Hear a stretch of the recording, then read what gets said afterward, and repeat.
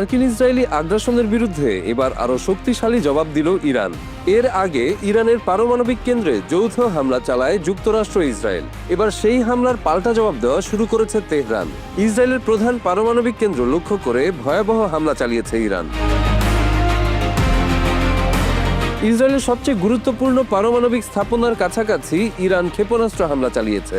দক্ষিণাঞ্চলের দিমোনা ও আরাদ শহরে একের পর এক বিস্ফোরণে আতঙ্ক ছড়িয়ে পড়ে। প্রাণ বাঁচাতে মানুষ ছোটাছুটি শুরু করে। কয়েকটি ভবন ধসে পড়ে এবং বিভিন্ন স্থানে আগুন ছড়িয়ে যায়। এতে পুরো অঞ্চলে নতুন করে উত্তেজনা তৈরি হয়েছে।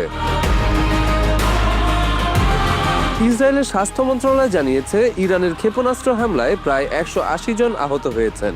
দিমোনা শহরে অবস্থিত দেশের প্রধান পারমাণবিক স্থাপনাকে ঘিরেই এই হামলা হয়। এর পাশাপাশি আরাদ শহরেও হামলা চালানো হয়।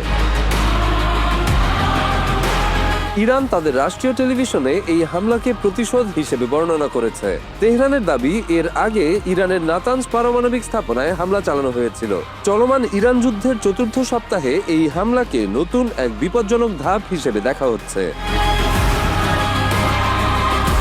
এখন পর্যন্ত আরাদ শহরে অন্তত 116 জন আহত হয়েছেন, যাদের মধ্যে 7 জনের অবস্থা গুরুতর। শহরের কেন্দ্র জুড়ে ব্যাপক ক্ষয়ক্ষতির খবর পাওয়া গেছে। দিমোনায় আহত হয়েছেন আরও 64 জন, যাদের মধ্যে একজনের অবস্থা আশঙ্কাজনক। হামলায় কয়েকটি আবাসিক ভবন সম্পূর্ণ ধ্বংস হয়ে গেছে। বিস্ফোরণের ধাতব টুকরোর আঘাতে আহতদের অনেকেই গুরুতর জখম হয়েছেন। বিভিন্ন প্রতিবেদনে বলা হয়েছে, আহতদের মধ্যে 10 বছর বয়সী এক শিশুও রয়েছে, যা পরিস্থিতির ভয়াবহতা আরও স্পষ্ট করে তুলছে।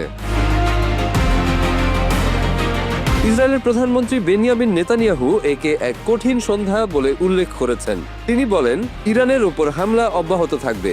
গত 28 ফেব্রুয়ারি থেকে যুক্তরাষ্ট্র ইসরায়েলের যৌথ হামলায় ইরানে 1500-র বেশি মানুষ নিহত হয়েছেন বলে দাবি করেছে তেহরান। ইসরায়েলি সেনাবাহিনীর এক মুখপাত্র জানিয়েছেন, হামলার সময় আকাশ প্রতিরক্ষা ব্যবস্থা সক্রিয় ছিল, তবে কিছু ক্ষেপণাস্ত্র প্রতিহত করা যায়নি, যদিও সেগুলো অপরিচিত বা বিশেষ কিছু ছিল না। দমকল বাহিনীর কর্মকর্তারা জানিয়েছেন, দিমোনা ও আরাদ দুই জায়গাতেই প্রতিরোধমূলক ক্ষেপণাস্ত্র ছোড়া হলেও লক্ষ্যভ্রষ্ট হয়। ফলে ভারী ওয়ারহেড যুক্ত দুটি ব্যালিস্টিক ক্ষেপণাস্ত্র সরাসরি আঘাত হানে। অধিকৃত পশ্চিম তীরে রামাল্লা থেকে আল জাজিরার প্রতিবেদক নূর ওদেশ জানিয়েছেন, দিমোনায় অন্তত 3টি স্থানে আঘাতের চিহ্ন পাওয়া গেছে। একটি 3তলা ভবন পুরোপুরি ধসে পড়েছে এবং একাধিক স্থানে আগুন লেগেছে। আন্তর্জাতিক পরমাণু শক্তি সংস্থা জানিয়েছে, দিমোনার শিমন পেরেস নেগেভ গবেষণা কেন্দ্রে কোনো ক্ষয়ক্ষতির প্রমাণ মেলেনি। এলাকা জুড়ে অস্বাভাবিক বিকিরণের মাত্রাও শনাক্ত হয়নি। এদিকে ইরান জানিয়েছে, যুক্তরাষ্ট্র ও ইসরায়েল তাদের নাতানজ স্থাপনায় হামলা চালিয়েছে, তবে সেখানে কোনো তেজস্ক্রিয় পদার্থের লিকেজ হয়নি বলেও দাবি করা হয়েছে, যদিও এক ইসরায়েলি কর্মকর্তা এই অভিযোগ অস্বীকার করেছেন।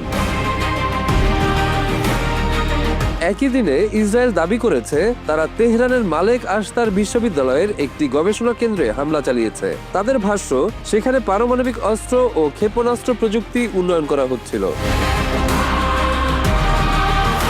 বিশ্লেষকরা বলছেন, ইরান চোখের বদলে চোখ নীতিতে এগোচ্ছে।